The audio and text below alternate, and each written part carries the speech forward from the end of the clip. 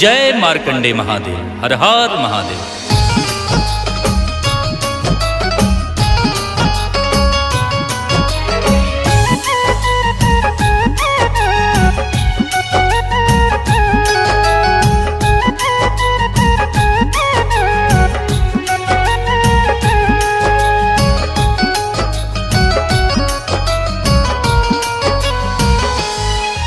उसे काल नहीं छू पाता है